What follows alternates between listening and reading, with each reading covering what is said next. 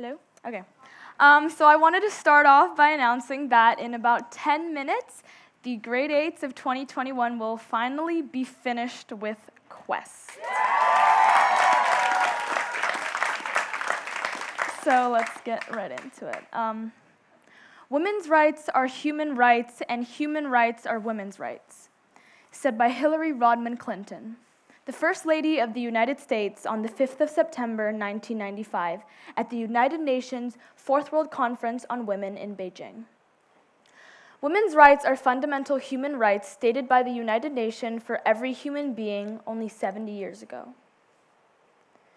The struggle for gender equality in Indonesia was only publicly recognized a century ago against the Dutch colony, focused on marriage laws, suffrage, and education.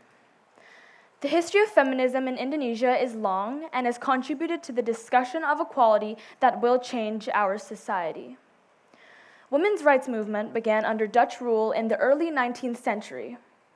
Women's rights organizations were allowed to be developed under Budi Utomo, the first Indonesian nationalist organization.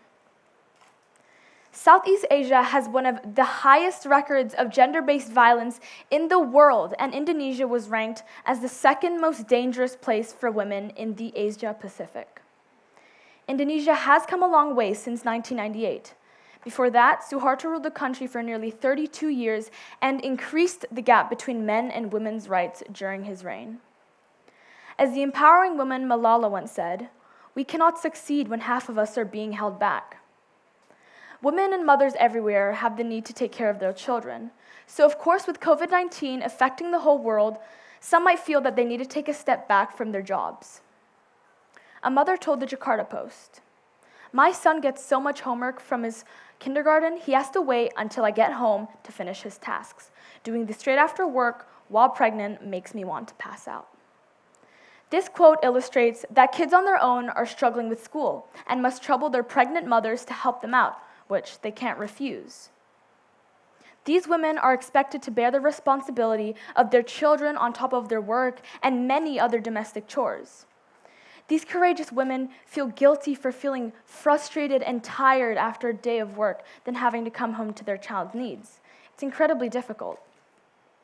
And with schools closing down, I believe it was imagined by everyone that it was destined for more roles to be maintained and expected by women. Let's talk about some history regarding a few of many powerful women. We'll start with Elizabeth Blackwell in 1849, who was the first woman to graduate from med school and the first woman doctor of medicine in modern times. Up next, Margaret Sanger in 1916. She was a sex educator, writer, and nurse who popularized the term birth control and opened the first birth control clinic in the United States. Sandra Day O'Connor, the first woman to serve on the U.S. Supreme Court. Barack Obama awarded Justice O'Connor with the nation's highest medal, and she retired in 2006, serving an amazing 24 years. Last but not least, Kamala Harris in 2021, the first woman and woman of color vice president in the U.S. And as she says, "While I may be the first woman in office, I will not be the last." Gender equality is also essential for economic success. Studies show that improving gender equality will have a huge and positive impact on GDP per capita.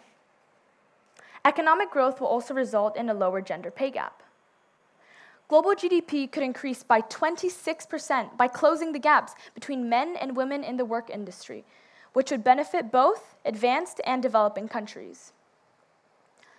Ever since the young age, I have had the privilege of a supportive environment at all times. I always felt that I could do anything I put my mind to. Nothing was pulling me back, especially not my gender. Unfortunately, not all girls are able to have that feeling of comfort. I find that upsetting, and I want it to change. I've always looked up to many celebrities like Blake Lively, Lily Reinhart, Emma Watson, and Angelina Jolie, who use their platforms to spread awareness about the daily struggles of women and send out hopeful messages. So many women go out there and work for their rights, even when they shouldn't have to. I find this inspiring, and I wish to do something like this. I want to use my voice. I want to take action. I want my passion to educate others. I want my music to show girls in Indonesia that they are not alone in this world. This is our home, and it's up to us to make everyone feel that they're living their best lives. For my project, I made my own song called Women's World. I got to work with Kai Mata, who's an openly gay singer-songwriter who has written many songs empowering women all over the world, so it has been an honor to work with her. And alongside her, I've had the privilege to work with Kipper Eldridge as my producer, and he is one of the most effervescent people I've ever come across.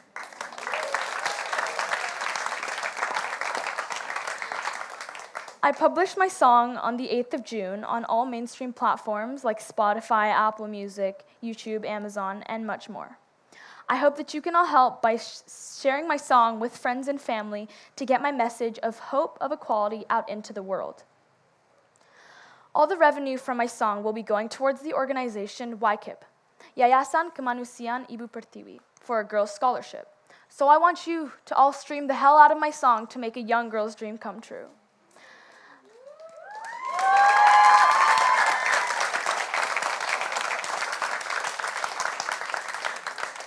After meetings with the YKIP organization, Ibu Kania, Ibu Shanaz, and Ibu Nita from the Green School Scholars Program, we have arranged for 10 girls to join the KKC Assembly, which will happen on the 16th of June, and which happen every term.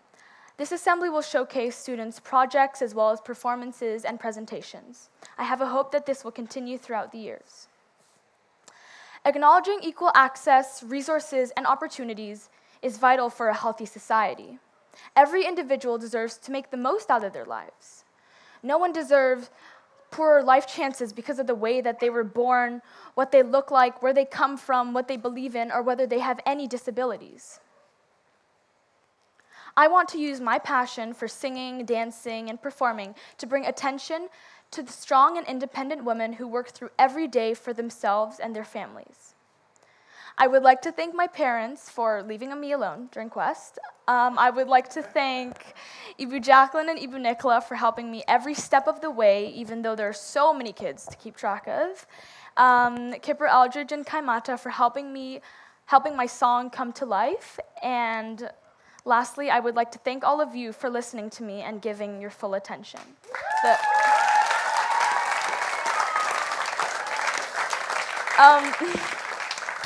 The last few months have been an unforgettable experience, which I will take with me to the future. And now I will be performing my song, Women's World. And I hope you enjoy. Should I take this off?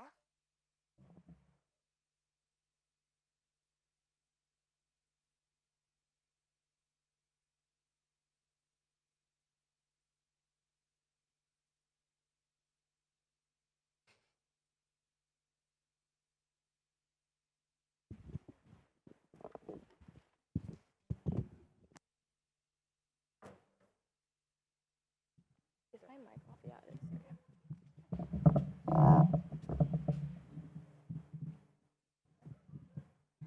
Yeah, it's good.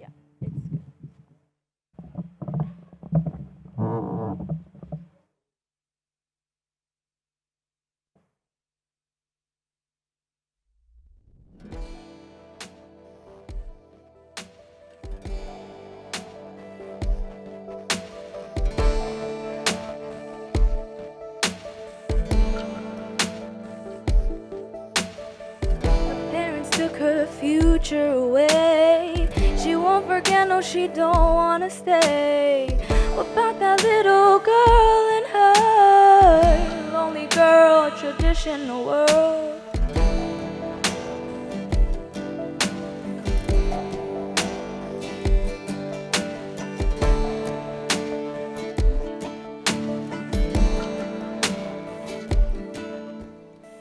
Amanda said she's leaving now, out of the world that pushed her out. You see that smile is fading away. Lonely girl, traditional world. Whoa, whoa,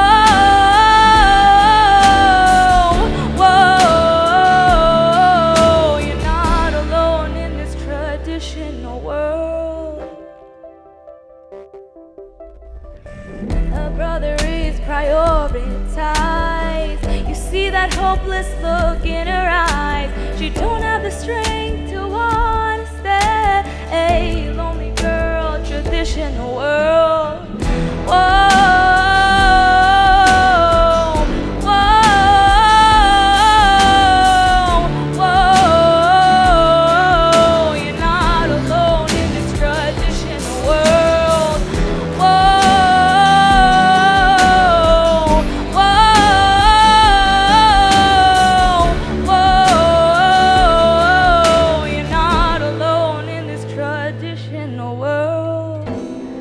She's not a little girl. She's so strong, it's the woman in her.